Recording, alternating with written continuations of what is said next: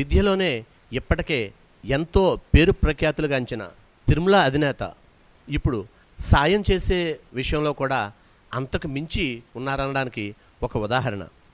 విజయవాడ వరద బాధితులకు తమ వంతు సాయంగా తిరుమల విద్యా సంస్థల చైర్మన్ శ్రీ నున్న తిరుమలరావు 50 లక్షల రూపాయల చెక్కును ఆంధ్రప్రదేశ్ ముఖ్యమంత్రి వర్యులు శ్రీ నారా చంద్రబాబు నాయుడు గారికి విజయవాడలో అందజేశారు. ప్రకృతి వైపరీత్యాలు ఒక్కో సమయంలో ఒక్కో ప్రాంతాన్ని ఇబ్బందులకు గురి చేస్తుంటాయని, ఆ సమయంలో మిగిలిన వారు బాధితులను ఆదుకోవాలని ఈ సందర్భంగా ఆయన తెలియజేశారు. తమ సిబ్బంది మరియు విద్యార్థుల భాగస్వామ్యంతో మరో 50 లక్షల రూపాయల విరాళాన్ని అందజేయడానికి ప్రయత్నం చేస్తున్నట్లు ఈ సందర్భంగా ఆయన తెలియజేశారు. వరద బాధితులకు తిరుమల చారిటబుల్ ట్రస్ట్ ద్వారా వరదల సమయంలో సుమారు 25,000 ఆహార ప్యాకెట్లు, వాటర్ ప్యాకెట్లను తమ విద్యా సంస్థల తరఫున పంపిణీ చేసినట్లు ఈ సందర్భంగా తిరుమలరావు తెలియజేశారు.